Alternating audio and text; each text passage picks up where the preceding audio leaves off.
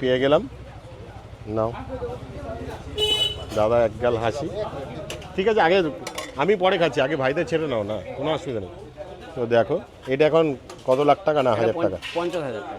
50,000 টাকা, মানে 50,000 এরকম সবজি, 2 পিস বাটার নান। 2 পিস বাদাম। বাহ।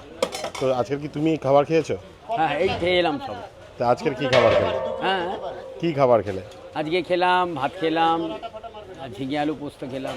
তো দেখো এই জন্যই কিন্তু অরুণদাকে ভালো লাগে। অরুণদা কিন্তু সবসময় এক গাল হাসি, কখনো কোনো রাগ করে না। রাগ হয় না কেন? রাগ করে লাভটা কি আছে? রাগ করলে বরং ক্ষতি।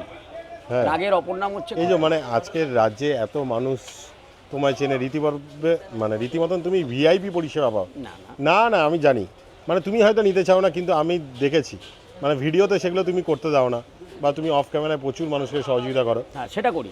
তো তারও ভিডিও আমি একবার করে ফেলেছিলাম, তুমি ডিলিট করে দিয়েছো।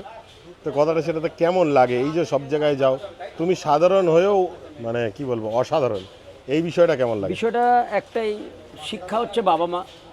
অবশ্যই শিক্ষা হচ্ছেন বাবা মা, আর বাবা মার কাছে শিক্ষা তুমি যেই রকমই নেবে সেই শিক্ষাটা সেভাবেই চলবে। তাও কেউ কোনোদিন অরুণদাকে রাখতে দেখেনি, সবাই দেখে যে অরুণদা একটা শান্ত শিষ্ট। যদি বলি ভাইরাল, তুমি বলবে না আমি খুব সাধারণ। না না ভাইরাল তো ভাইরাল অবশ্যই, তবে আমি ভাইরাল না। জয়মাতারা ভাইরাল, ডেকার্সলেন ভাইরাল, ভাইরাল অবশ্যই, সেটা ডেকার্সলেন জয়মাতারা এনারা ভাইরাল।